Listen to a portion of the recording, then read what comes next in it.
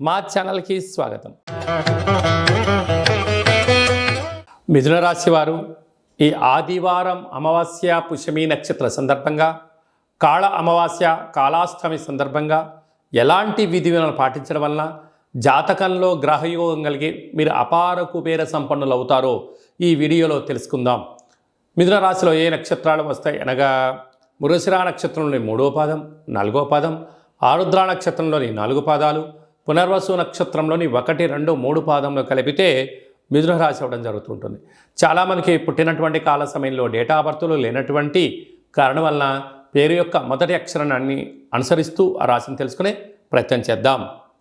కా, కీ, కు, ఖం, అజ్ఞ, ఛ, కే, కో, హ అక్షరాల వారందరూ కూడా మిథున రాశి జాతకులే. మిథున రాశి యొక్క అధిపతి బుధుడు.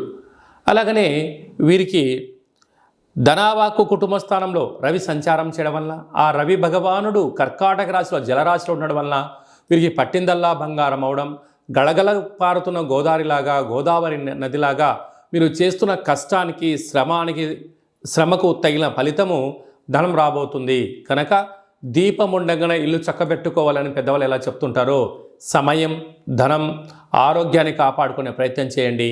అంతా విజయము మిథున రాశి వారి సొంతం అని చెప్పి గమనించాలి.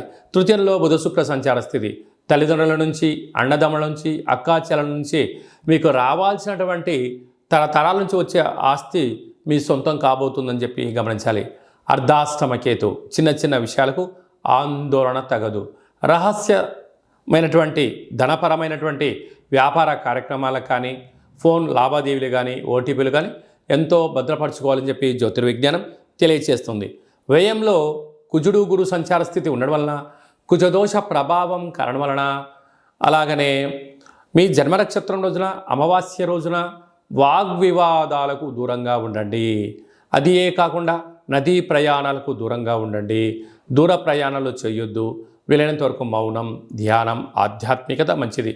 తెల్ల జిల్లేడు వృక్షం దగ్గర దీపము, తెల్ల జిల్లేడు యొక్క వేరును తీసుకొచ్చి ఇంట్లో పెట్టుకోవడం వలన అద్భుతమైనటువంటి మీతో పాటి రాబోయే తరాల వారందరికీ కూడా యోగం, ఆనంద సిద్ధిని, ఐశ్వర్య సిద్ధిని, అక్షయ సిద్ధిని, ధనపరమైనటు యోగం మీరు అందిస్తారని చెప్పి గమనించాలి. కనుక రుణ సమస్యలకు, రోగ సమస్యలకు దూరంగా ఉంటూ, మౌనంగా ఉంటూ ధ్యానం, ధర్మం, పక్షులకు ఆహారం, కాకులకు ఆహారం, కుక్కలకు ఆహారాన్ని ఏర్పాటు చేయగలిగినట్లయితే కాళభైరవ స్వామికి స్మరణ, ధ్యానము, పూజ చేసుకోవడం వలన మిథున రాశి వారికి అదృష్టం, ఐశ్వర్యం వారి సొంతం కాబోతుంది. అలాగే స్వయం వృత్తులు, సేవా రంగాలు, హోటల్ వ్యాపారాలు, సాఫ్ట్వేర్ ఉద్యోగస్తులు, హార్డ్వేర్ ఉద్యోగస్తులు, వ్యవసాయ సోదరీమణులకు, రియల్ ఎస్టేట్ రంగంలో ఉండవలసిన వారందరికీ కూడా ఇది చాలా మంచి కాలము అని చెప్పి గమనించాలి.